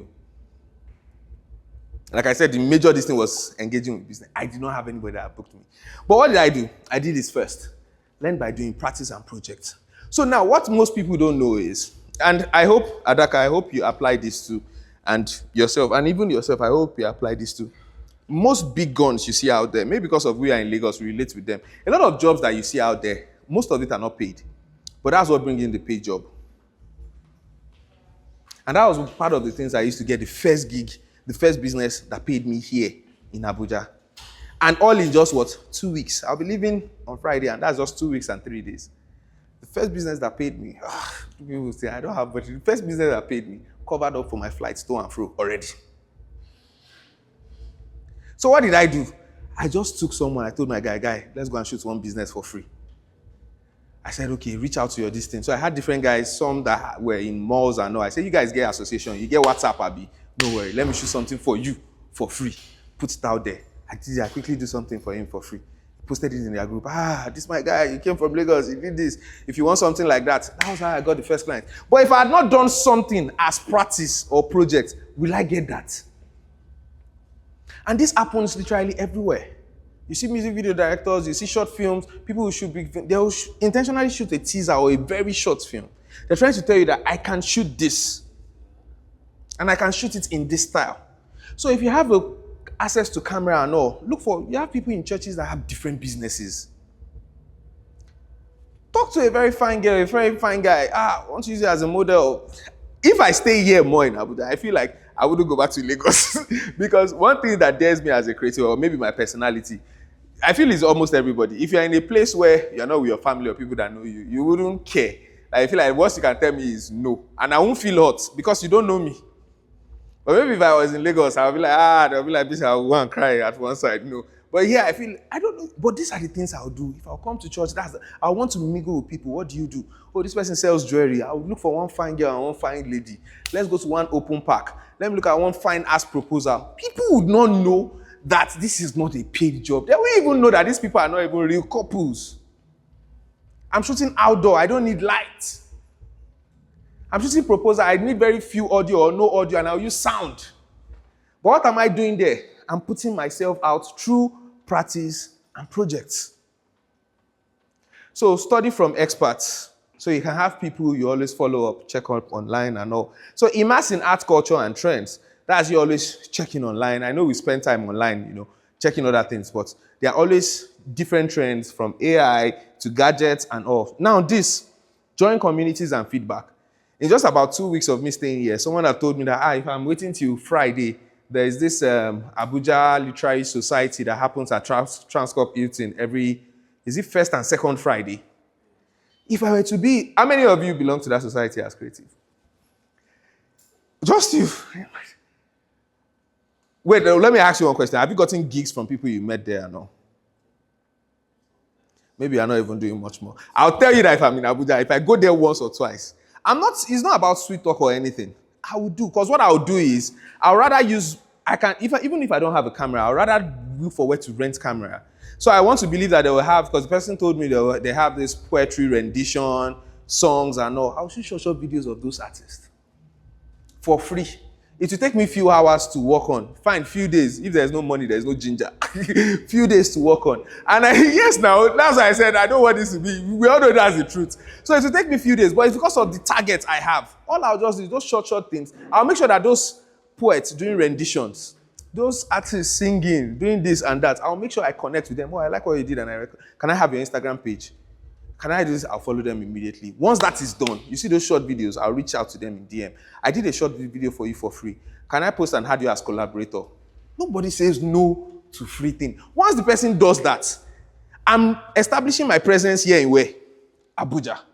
Other creatives sees that and somewhere, I want to do a viral video for my song. I want to do a prayer documentary, this thing. We then know that I did that for that person free. It's only that person that knows. So you join communities. It's always good when you join communities. I can be in Abuja and I'm not into real estate, but I'll intentionally go and join real estate community. What do I need there? I need those real estate business owners. Some of them have their video guys. But how many of their video guys are in their community? I'll intentionally join sporting communities. These are the tips, these are tricks, these are things that are just building knowledge as creative. Now, reflect and build system. Sometimes when you don't join community, or sometimes even as you have joined communities, also build systems. I want to believe that in this church you have like creative forum and all of that, minus the media, sound and all. I hope there's creative forum. Because those are the things, you can build system. In Lagos, one of my mentors is the head of media for Daystar as well. And one thing Daystar creatives do is they come together, they have other things that they do. It's not like they're doing sinful things, no. But it's away from the church. Like, gathering people who sing, people who act, doing like a open mic thing away from the church. But what they are doing, is it sinful? They are helping themselves, they are boosting their talent. And through all of this, some of them have had like big names for different communities, different gatherings that even get sponsors. That get sponsorship. So you can build system. You can look at what you want to do in your immediate system. What do you want to do in the church? If you want to go into virals, you want to do BTS, how many filmmakers here do you have? And if there's one thing that works, that's what I said, gifting. And that's what I do literally every time. Sometimes I don't get conversion. Try to do some things for free. As creative, it's always lago. It makes us look somehow. I don't want to use some words, but try to do some things for free. There's different from people now promising you exposure on Robin now. Even as much as I am, there are some things that people will bring to my table that, let's collaborate on this. I don't have much money to give you. I don't even have money. Now, where are the times as creative that you should say yes and no? Say no when it has no mutual benefit for you. If I've shot weddings, I've shot proposals, I've shot different things, and you as event planner, you say you want us to do that as collab. If we are not shooting in one of the top serene environments or the biggest hotels here, using the biggest actors, I'm not doing for free. Because of what benefit is that to me? I already have videos like that. But if you tell me, we're shooting something amazing, and it's something that maybe I wanted to do before now, I'll jump on it. I wouldn't even let you know that I want to do it before now, so that you would have value for my contribution also. You see the value for my contribution. So as creatives too, let's try to do some things for free, for teaser. You see big brands. Why do you think Coke will do buy one, get one free sometimes? So it happens in all dynamics in business. So we're wrapping up. Thank you. So I've already talked about branding. So portfolio review and positioning. So I just want you to look at the things that, so maybe Mr. Michi or Mr. Paddy can share this templates with them after on. So the things that you should actually consider when doing your portfolio review or positioning is always begin with a bio that reflects your value and creative journey. If there is one thing unique about everybody as a creative, what inspires you is not what inspires me. In storytelling, anything. That's why if I'll take a camera to film something, I'm using my own creative journey to tell story. What may inspire Adaka is not what inspires me. What inspires you may not be what inspires me. If people ask, oh, why do you do free training? Why do you walk around? Why do you position yourself like this? Why did I have to like build myself up that I feel like I want to engage with people, I want to talk to people? Because me, I'm a living beneficiary of this. There are free programs. One was the British Council program, a 9 months long program, including UK, South Africa, different big sponsors. Full film school opportunity that I had access to for what? For free. That is the beginning of my creative journey. I had been a creative before then, but that was what reshaped me. And most times when I reflect, when I just sit back and be like, oh, I want to do more, but I don't have enough money. So the best I can do is give what? These skills that has been given to me. That's what inspires me to tell. That's what inspires me to be on this journey. If you look deep inside yourself, you will have a reason. Else the need to sustain, else the need to have cash. You will have a reason why you just like telling BTS. You will have a reason why you enjoy shooting conferences or you enjoy even being with the camera. There will be a reason. Else, the fact that we need to sustain. And that's why I don't hide it to you. I will lie to you that I came here to do free training. No, that's not sustainable as a creative. I came to engage with business. But because of the brand that I'm building, I know I have to do this in between as well. So you have to look at it because each project that you do should include a brief context, your specific role, the impact it had. Now, if there is one thing we do as creatives, and I still do that, but the best thing for you to always do is have people around you that can. Now, we don't blow our trumpet enough, one, and we don't rate ourselves enough, two. That is fine, because for every job we do, we feel like we could have done it better. I don't know if most of you feel that way. You feel like you have done it better. But please, on every job that you do, try to amplify. Try to amplify, like promote yourself. Even though it looks sharp, because most clients do not know the details of what makes it pro or what makes it super unique. And the only one that knows that, oh, if I had used so lens, this interview would have been better than this. If I had access to a gimbal, I wouldn't have used a static shot. But what someone needs to contract you is just seeing that, oh, this person is posting this. And one keyword as creative that we often ignore, most times when we are sitting for jobs to come, out of sight is literally out of mind. You're a creative, you have a WhatsApp, fine, it's good to post memes and all of that. How often do you post BTS of you on set? How often do you post, the jobs that you've done? Both on WhatsApp, Facebook, LinkedIn, Instagram, how often do you amplify yourself? So those are things that we need to actually be much more intentional about. And branding also requires a consistent tone, visually and verbally, across all platforms. That's what I told you, or things we have already discussed, that things that I do. You can find something unique for yourself. You can find something unique for yourself. You already do TikTok contents and all of that. Lifestyle, you say you work out, right? And all of that. Find something that maybe work out for teenagers. Find simple workout routine that you feel like a lot of teenagers want to jump on. But do you know the funniest part? That won't limit you to just teenagers. Even some adults want to jump on it. But that's you carving a niche, creating a style, creating a tone. You can become a teenage ambassador for gyms and all of that. That's if you also prove yourself as a thought leader. And if you don't end up being like me. Stop me so that you get contracted. I don't know if you get what I'm trying to say. So just be intentional about what you do. And this too, that's why I said we don't blow our trumpet enough. When we film, Like from today now, me, I'll tell you the truth. I want to get feedback from you guys. You say to my camera, how was the training? When you shoot for clients, I have different videos on my phone. When you shoot for clients, do you get their review? These things go a long way. Sometimes it's not verbal, sometimes it's not video. You might just ask them to drop a text. I drop reviews sometimes and I put it on my status. I would not put the client's name, definitely. I'll just highlight it. You know the way WhatsApp blurs every other thing. And sometimes immediately someone just say, BC, that reminds me. I needed to have reached out to you for a job. That's because out of sight is what? Out of mind. But how do you bring them back? How do you put yourself back in their mind when you post meaningful things that relate to yourself to them? But if I had posted a meme of me just dancing and all, they'll just say, BC exists. But not that BC exists as a creative. You can still post that in between.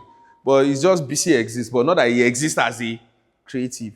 Get reviews from people, no matter how small the job, even though free job.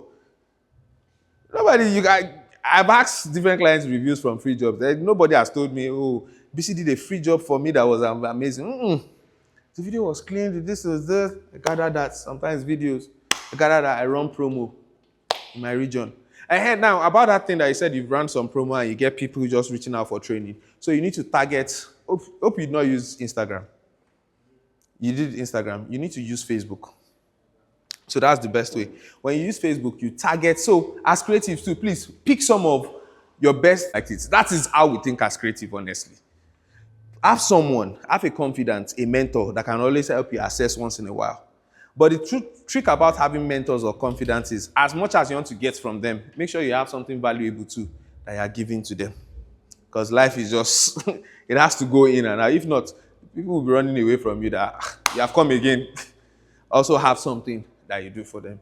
There's one of my mentors that I've built for years. You might know him, Mr. Samuelson. Victor used to work for him too then. He's now the head of Now Cinemas in Lagos. What did I say Lagos? In Nigeria, in Africa, they're the one distributing Radio Voice, the film, Red Circle, the film. He's the head of Now Cinemas. And this is a man that I just knew when he was a logistics manager at Silverbird Cinemas. Now he's the head of one of the leading film distribution in this thing. So that means maybe if I shoot a film, I hope he's not saying this, I hope not. So that means maybe if I shoot a film, I know that for sure. I won't have hard time getting license from people like that. But when people see that, they'll feel, this is a big man, he has the connection. No, these were things that I built over the years. What did I give this man? Well, now, the difference, so Tayo was the one that made us know him. Victor ended up working for the man too.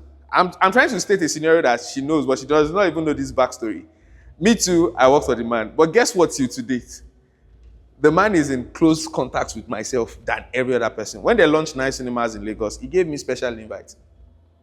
It was there I met the head of National Film and Video Censor Board, different people and all, I connected and all. But do you know why? So then when we were working for him, sometimes he'll reach out to me, and I'm sure he reached out to Tayo and Victor then, that BC, sorry, we don't have job. Then Silverbird Cinemas was the major distribution cinema in Nigeria. And he was like, BC, we don't have money. There's this premiere, please, can you just come? And I'll be like, no problem, sir. I don't know what made me. It's not like I don't need money. I'll be like, no problem, sir. I'll do the job. Because I know if I go home, I won't finish that edit. I'll stay at his place to finish it, so I'll go home. His wife will cook, will give me food. So to them, to everyone, BC Mumu, BC know they charge, BC know they... But that act alone, over years, made him mentor. And made him, till today, there are other opportunities that I've been getting through him. So that's the power. It's also part of this presentation, the power of mentorship and influence. So most people say they want mentors. But how do you manage a mentor? You need to give value back to that mentor. Most mentors should be people that are way higher than you in such distance. So they might not need the money. But what's that value? That was just one man that practically, they have premiere then in maybe once in a month when they brought Spider-Man in those years. That's 2016, 2017. So all those Fantastic Four, all those Hollywood movies, then there was no Netflix. They'll do premiere, I'll go shoot for free. But then too, as I was posting on my Instagram, people did not know that I was posting all those premiere for free because I had exclusive access to the premieres. So some people will always reach out to me and be like, BC, the big man, don't worry, come and shoot this film for us, come and shoot this, because of something that they never knew that The only thing I'm taking from that man is his wife's meal. And when they ask me come and eat, I'll be like, no, I'm not eating. He's a liar. I'm hungry. But that is just it. When you're managing, what's it called? When you're managing mentors, you need to give value back to the mentor. So creating content that moves, niching and positioning. So like I said, I'm a social filmmaker, and this is like a scene of one of the social documentary that I did that we premiered at British Council 2 in Lagos.